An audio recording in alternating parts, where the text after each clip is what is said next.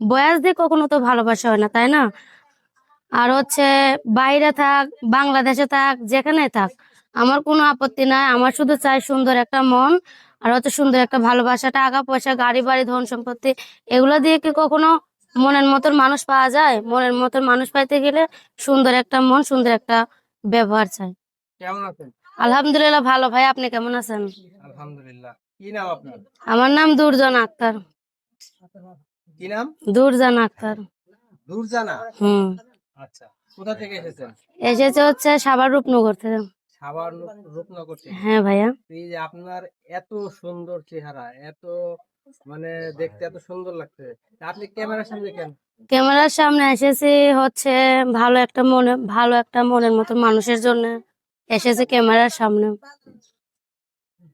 ভালো একটা মনের মানুষের জন্য ক্যামেরার সামনে আসছেন। হ্যাঁ ভাইয়া। আচ্ছা, এই ক্যামেরার সামনে ছাড়া কি ভালো কোনো মনের মানুষ পাওয়া যায় না? কি করব ভাই, কারণ হচ্ছে অসহায় মানুষ। হচ্ছে একটা দোকানে টেলার্সের কাজ করি। তারপরে হচ্ছে বাবা মাটা অসুস্থ অনেক। বর্তমানে বাবা একটা বিয়া করছে, আর হচ্ছে আম্মু অসুস্থ। আমি একটা দোকানে টেলার্সের কাজ করে সংসার চালাই। আপনি সংসার চালান? হ্যাঁ ভাই, আমি চালাই সংসার। আপনার কোনো ভাই নাই? না, বড় ভাই নাই, আমি একা। হচ্ছে আমার ছোট দুটো ভাই আছে, তারা হচ্ছে পড়াশোনা করে ভাই। এই পড়াশোনার খরচ কি আপনার দিতে হ্যাঁ হয়? ভাইয়া, আমারই দিতে হয়, কি করব। সংসারে যদি বড় একটা ভাই থাকতো তাহলে হচ্ছে আমিও আর মিডিয়ার সামনে আসতাম না হতো, অথচ আমারও খরচটা